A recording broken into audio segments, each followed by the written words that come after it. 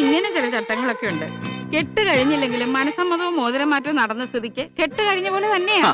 എടാ, എന്നാലും തളിപ്പറമ്പി വെച്ച അച്ഛൻ കുഞ്ഞിന്റെ സാന്നിധ്യത്തിൽ എല്ലാരും വിളിച്ചു കൂട്ടി കല്യാണം ഭംഗിയായിട്ട് നടത്തണം. ഇനി എന്റെ പൊന്നു നാത്തൂൻ ആ വലതുകാലേച്ചും കയറി വാടാ. ആശാൻ ഇടതുകാലായാലും മതി. പോടാ. ഞാനിവിടെ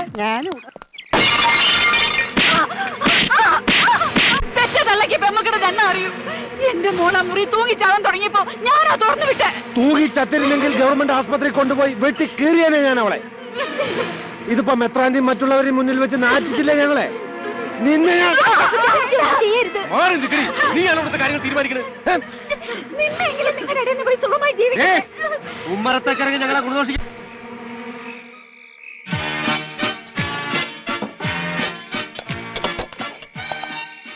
മോളെ അവിടെ വെച്ച് ഇങ്ങോട്ട് വന്നേ. ഇവിടെ ഞാൻ അയ്യോ അത് വേണ്ട അമ്മച്ചിരുന്നു. ഞാൻ അവിടെ ഇരിക്കാൻ വേണ്ട അമ്മച്ചി. ഞാൻ തർക്കിക്കാണ്ട് ആരെങ്കിലും ഒരാൾ അവിടെ ഇരിക്കും. മോൾ അവിടെ ഇരിക്കും. ഇന്നത്തെ ദിവസം കൈമരുങ്ങുള്ള ആള് വിളമ്പട്ടെ, പുതിയ ആള് വിളമ്പാൻ നിൽക്കണ്ട. അതെ ആശേ, നമുക്കൊരു പരീക്ഷണം. കൈമാറി വിളമ്പിയാണെങ്കിൽ എന്റെ തടിയൊന്നും നന്നാവോ? പിന്നെ നിന്റെ തടി നന്നാക്കാനല്ലേ ഞാൻ അവളെ കെട്ടിക്കൊണ്ട് വന്നത്. എടാ, തടി നന്നായിട്ട് എന്താ കാര്യം? സ്വഭാവം നന്നാവണ്ടേ? തടി പിന്നെ കേടാവൂലേ? എല്ലാവർക്കും മല്ലാക്കാതാൻ പറ്റില്ല.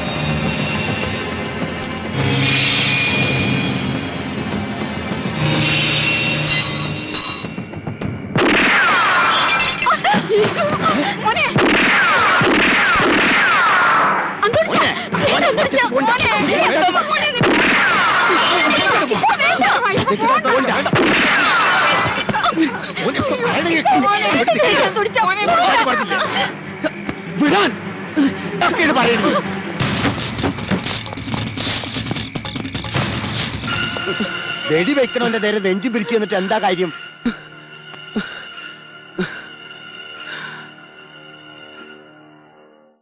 കേസ് തേച്ചുമാച്ചു കളയാൻ കൊണ്ടുള്ള കള്ളക്കളികള് പെരുത്ത് നടക്കണ്ടെന്നാണ് നമ്മൾ അറിഞ്ഞത്. അല്ലെങ്കിൽ രവിയും രാജനെ ചോദ്യം ചെയ്യാനെന്ന് പറഞ്ഞ് ഇത്രയും ദിവസം പോലീസ് കസ്റ്റഡിയിൽ വെക്കേണ്ട കാര്യമുണ്ടോ? നാളെയാണ് അവരെ കോടതിയിൽ ഹാജരാക്കുന്നത്. വേറെ ആരെങ്കിലും അവരെ ജാമ്യത്തിൽ ഇറക്കുന്നതിന് മുമ്പ് നമുക്ക് ഇറക്കണം അവന്മാരെ. നമുക്ക് ടാപ്പ് വെച്ചവരെ നമ്മൾ ഇന്ന് ഇറക്കണോ? അതെന്തിനാ? വേണം. നിന്നെയൊക്കെ നിന്റെ പെണ്ണുമ്പിള്ളമാരോട് പൊറപ്പിക്കാനല്ല ജാമ്യത്തിൽ ഇറക്കിയത്. എന്റെ ഇച്ചാച്ചനെ എന്തിനാ കൊന്നതെന്നറിയണം. ഞങ്ങളല്ല കൊന്നത്. പിന്നാരെ? പിന്നെ ആ തോക്ക് അവിടുന്ന് കിട്ടി. ചാക്കപ്പനല്ലേ നിങ്ങളെ കൊണ്ട് അത് ചെയ്യിച്ചത്? ഒന്നും അറിയില്ല. ഇതേ ചോദിച്ചു പോലീസുകാരെ ഞങ്ങൾ ഒരു പരിവാക്കി. അറിയാത്ത കാര്യം എങ്ങനെയാ പറയുന്നത്? അറിയാവുന്ന പോലെ ഇനി പറഞ്ഞേക്കണം, ഇല്ലെങ്കിൽ വിവരം അറിയും. അറിയില്ല, ഞങ്ങൾക്കൊന്നും അറിയില്ല. സത്യമായിട്ട് ഞങ്ങൾ ഇവര് പറയണ നേരായിരിക്കൂട്ട. ഇനി ഇവര് ഒന്നും ചെയ്യണ്ട. എന്നാലും ആ തോക്ക് പിന്നെ അത് ആരുടെയായിരിക്കും? അതാണ് നമുക്കറിയേണ്ടത്. തൊണ്ടിയായിട്ടെടുത്ത തോക്ക് നമുക്ക് തിരിച്ചെടുക്കണം.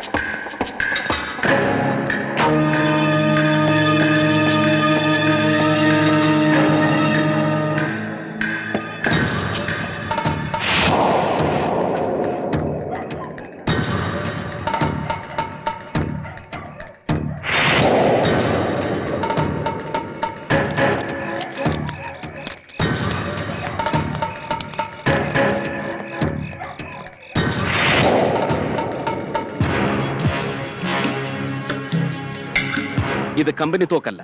ഈ നാട്ടിലാരാ നാടൻ തോക്കുണ്ടാക്കുന്ന നാടൻ കൊല്ലൻ? വടാട്ടുപാറയില് നാടൻ തോക്കുണ്ടാക്കുന്ന ഒരു കൊല്ലനുണ്ട്. അയാളാ പണിയിൽ മിടുക്കനാ അല്ലേ ഏട്ടാ? നേരാ. മാമ്പള്ളി കുര്യച്ചന്റെ കൂടെ ഒരിക്കൽ ഞങ്ങളോടെ പോയിട്ടുണ്ട്. ഓ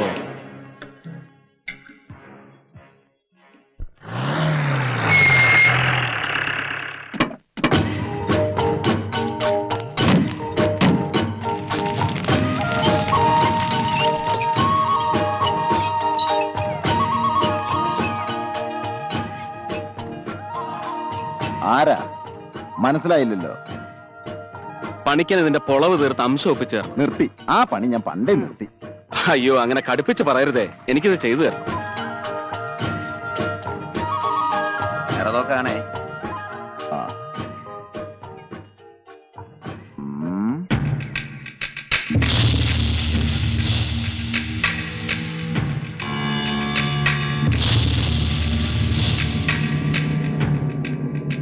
അംശം ഒപ്പിക്കാനും പൊളവ് തീർക്കാനും ഒന്നുമില്ല. ഇത് കറ തീർത്ത് ഞാൻ പണിത കുഴല. തൊടുകുറി തീറുകനം. ആർക്ക് വേണ്ടിയാ പണിക്കൻ ഈ കുഴല് പണിതേ? ചോദിക്കരുത്, അത് മാത്രം പറയില്ല. പറയടോ, പറയടോ. പറയാം സാറേ, ഞാൻ പറയാം. പാമ്പള തേക്കും കൂപ്പിലെ കങ്കാണി, ആന വേട്ടക്കാരൻ ഭൈരവന്.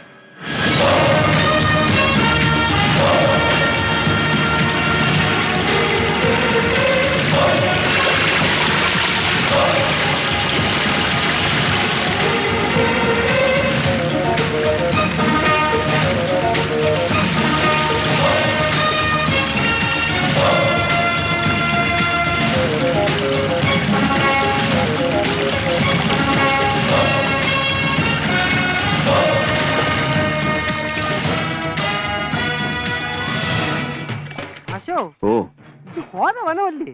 ഒന്ന് മിണ്ടാണ്ട് വാടാ. അത്രയ്ക്ക് വേണോ? ഒന്ന് ഞാനങ്ങ് തരും.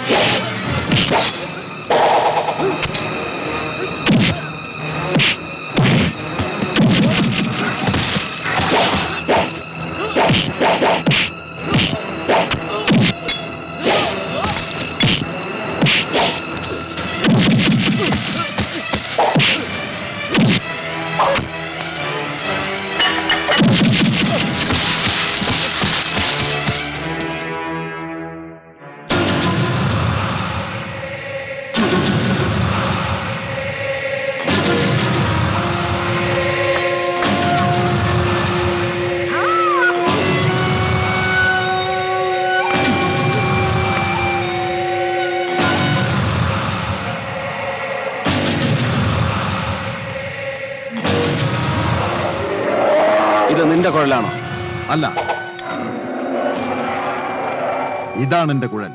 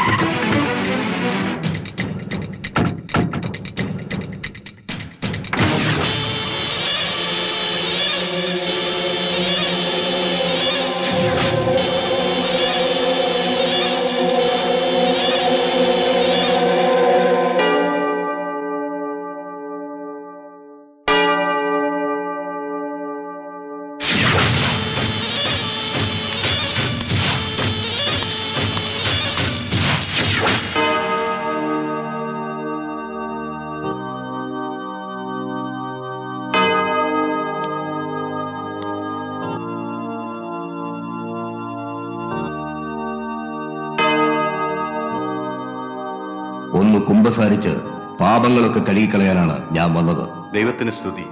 പറഞ്ഞോളൂ. ഞാൻ വർക്കി, മുതല വർക്കി. ഞാൻ ഒരാളെ കൊന്നച്ചു. കൊലപാതകം വലിയ പാവമാണ്. ജീവൻ നൽകാനും തിരിച്ചെടുക്കാനും ദൈവത്തിനല്ലാതെ മനുഷ്യർക്ക് അവകാശമില്ല. ആരെയാ നീ കൊന്നത്? പാറയിൽ പാപ്പുവിനെ.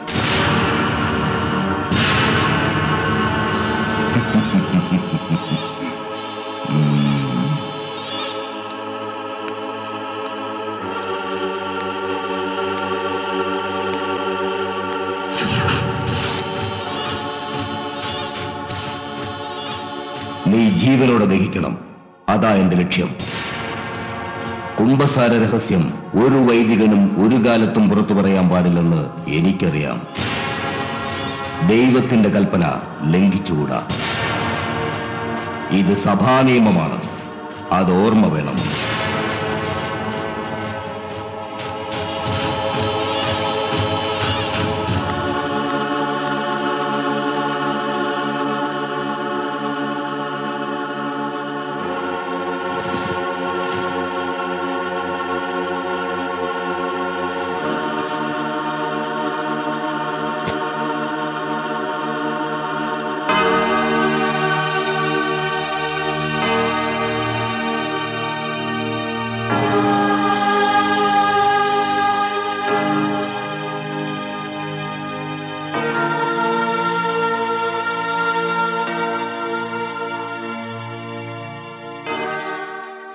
എന്റെ കർത്താവായ ദൈവമേ, അങ്ങെല്ലാം അറിയുന്നു. അങ്ങറിയാതെ ഒന്നുമില്ല. എന്റെ ചേട്ടായിയെ കൊന്നവൻ അങ്ങയുടെ സന്നിധിയിൽ വന്ന് എന്നോട് കുംസാരിച്ചിരിക്കുന്നു. പാപിയും ബലഹീനനുമായ എനിക്ക് കുംസാര രഹസ്യം കാത്തു സൂക്ഷിക്കാനുള്ള ശക്തിയും കരുത്തും അങ്ങ് നൽകണമേ. സത്യത്തിന് നാശം വിതയ്ക്കുന്ന ആ കൊലപാതകയെ ഒരു ദിവസം പോലും വൈകാതെ അങ്ങ് നിയമത്തിന് മുമ്പിൽ കാട്ടിക്കൊടുക്കണമേ. എന്റെ വേദന അങ്ങ് അറിയുന്നല്ലോ. എന്റെ പ്രാർത്ഥന അങ്ങ് കൈക്കൊള്ളണമേ. Praise you Jesus, love you Jesus, adore you Jesus. എന്റെ അമ്മേ, എന്റെ ആശ്രയമേ, അമ്മേ.